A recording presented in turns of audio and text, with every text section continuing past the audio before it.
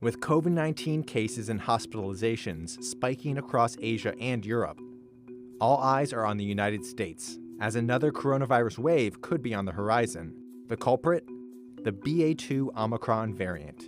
The BA.2 variant is essentially Omicron, but in a little bit of a different form. And actually, BA.2 and BA.1 are very similar. BA.2 has 3 additional mutations above BA.1, and BA.1 is the one that we really paid attention to when the Omicron surge really started happening. The highly contagious BA.1 variant was devastating for the United States, setting new records in cases and hospitalizations.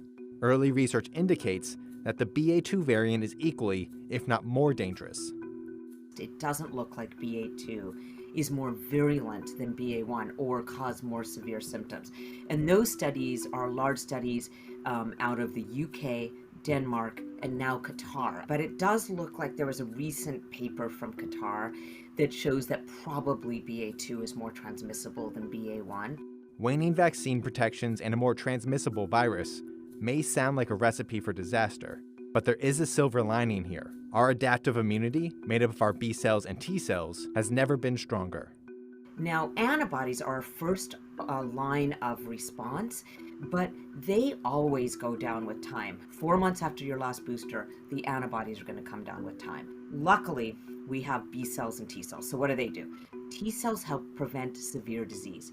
T cell immunity is absolutely intact from the vaccines across all of the variants so far, including Omicron, including BA.2. So our protection against severe disease should be essentially there if we developed a good T cell response. And then what do B cells do?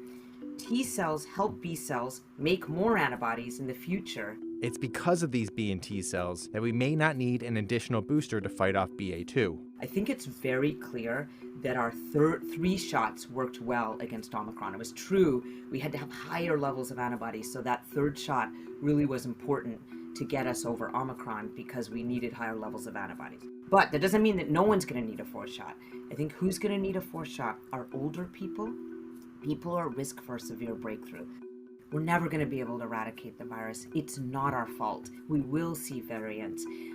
But if we have high levels of immunity and if we have treatments for those who don't mount a good immune response, then even whatever variant comes our way, we can work on it with those 2 tools. And so this is yet another phase of what's